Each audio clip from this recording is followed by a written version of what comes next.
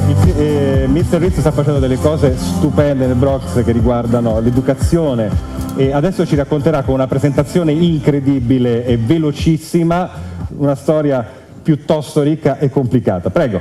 Ok, easy. They're switching. Okay, let's go back. Okay, so buongiorno Italy and hello Rome. So nice to be here, and hello Maker Faire. 3 days, 7 pavilions, 100,000 square feet of innovation.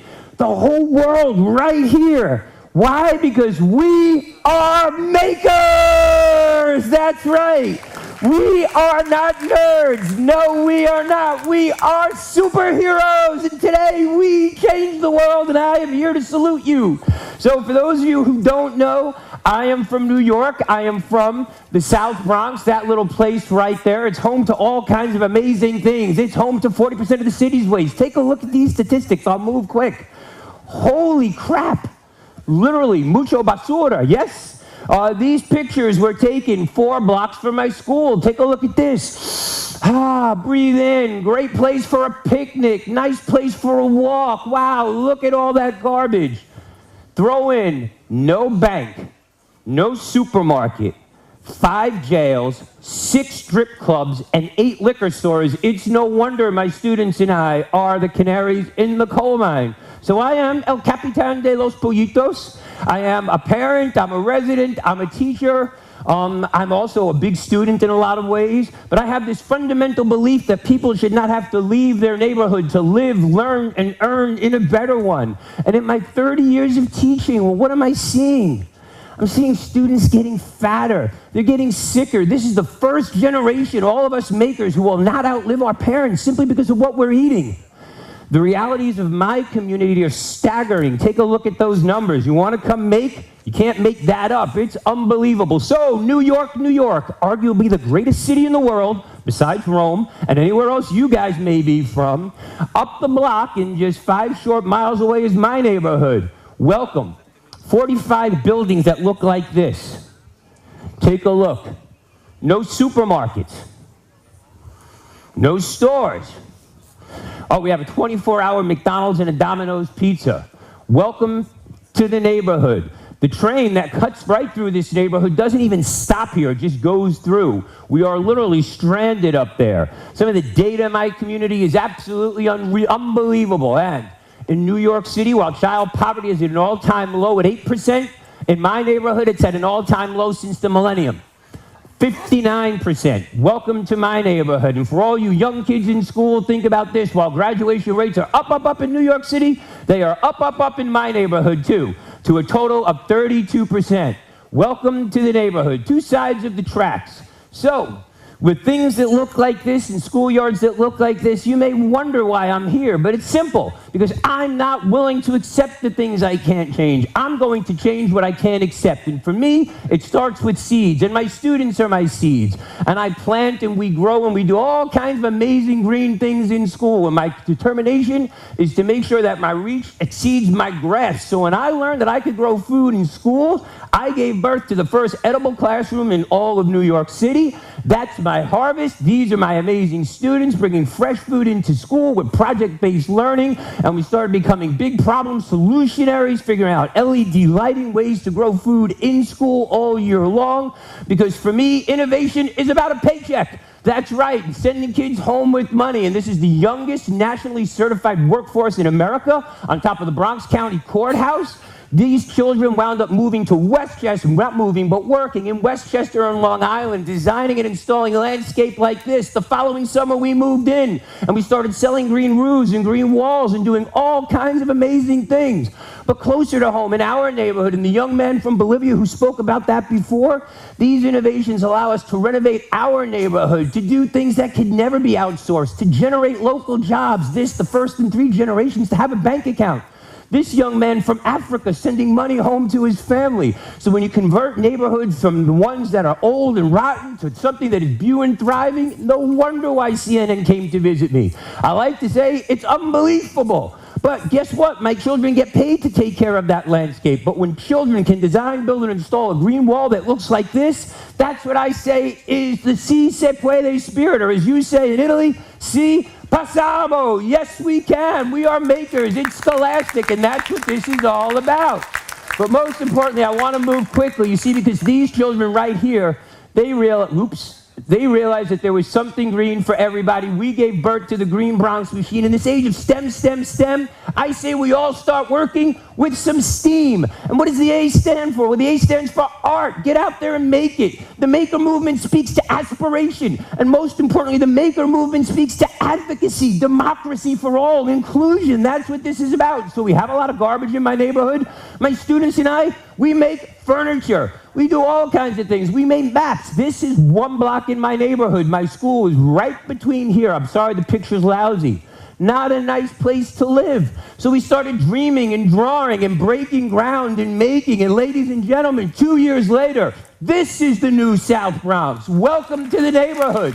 And where there were no businesses, there are now business after business after business. We even have butterflies. It's amazing. And to think, whether you live in this neighborhood or not, everybody benefits when my students and I turn buildings like that into this. Welcome to the neighborhood. So these are my future farmers. We're doing all kinds of amazing things in the middle of the South Bronx, growing lots of food, doing all kinds of things, because children will never be well read if they're not well fed. So I want children to understand what it's like to grow food. I want them to do amazing things in school. That's what this is about.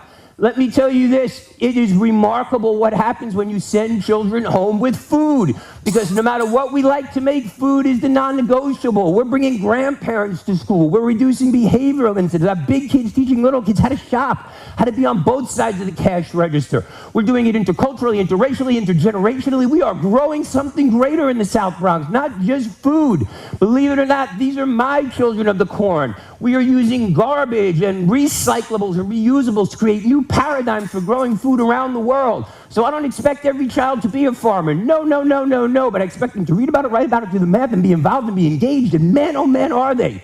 And let me tell you this, when I tell children to be quiet because the plants are having sex, you can hear a pin drop. That's right, I'm thrilled to see kids pollinating plants instead of each other. But in a data-driven society, we have moved students from 40% to 93% attendance with 100% graduation rate. In a community with 25% unemployment, we've generated 2,200 jobs. That's what this movement is all about, growing something greater, doing things that have never been done before. I want to move quickly to show you some of the other stuff that we're doing. But most importantly, when you teach kids about nature, you teach them to nurture. And that's what this is all about, because as we all know, business as usual is no longer an option. My students and I are hacking our way into a whole new good food movement. And I like to say that 60,000 pounds of vegetables later, my favorite crop is organically grown citizens, graduates, members of the middle class, children who are hacking their way and eating their way out of poverty, taking lots that look like this and turning them into this. From a movement to a market that builds value for all, because that's what this is about. So I want to show you 5 days in the life of a seed. I'll show you 5 days in the life of my students. We show up, we grow up. That's a lot of money. We're Bronx proud and farming, and you know it. I'll move past that because it's important to realize that the past is not equal to the future. My students and I take buildings that look like this and turn them into things that look like that. That's amazing. This is the kind of innovation that's going to change the world. And these little fourth graders, believe it or not, they hacked their way right into the White House, sat at the desk, cooked in the White House kitchen, had the White House chef come cook with us in the Bronx. I call this story, and here's something you'll recognize in Rome, from hope to the Pope. And I got to meet him too. It was absolutely awesome. Thank you. So that's our story of the power of a plant. It's absolutely amazing to think some of the technology and some of the people we've been able to come in contact with simply by growing something greater, because we build value for all. So I believe ideas like these and ideas like yours are literally going to change the world. This is not Photoshop, ladies and gentlemen. This is 24 days in the South Bronx. Take a look at this. From surviving to thriving, 90% less water, 90% less space, no pesticides. Welcome to my neighborhood.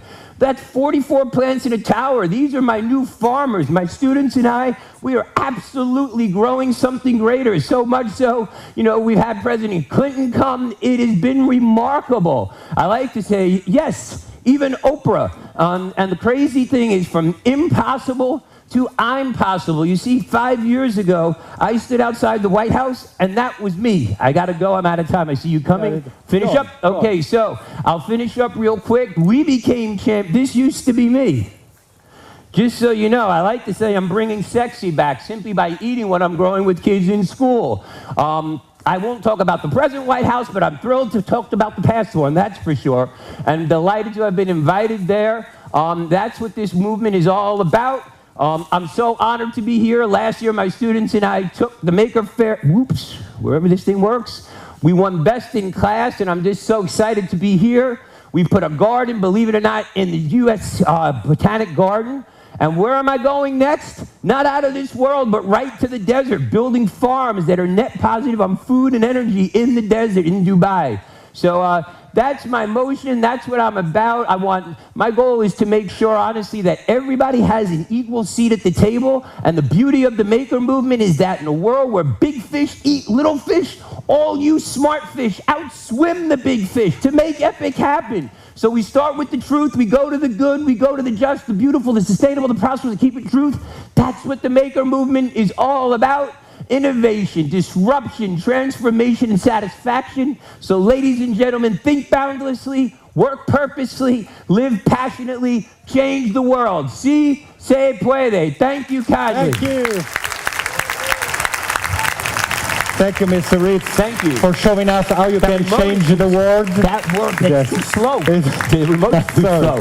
That's why I waited. Thank you for showing us how you can change the world and yourself changing it. Everybody, we can do this. Thank you. Make epic happen.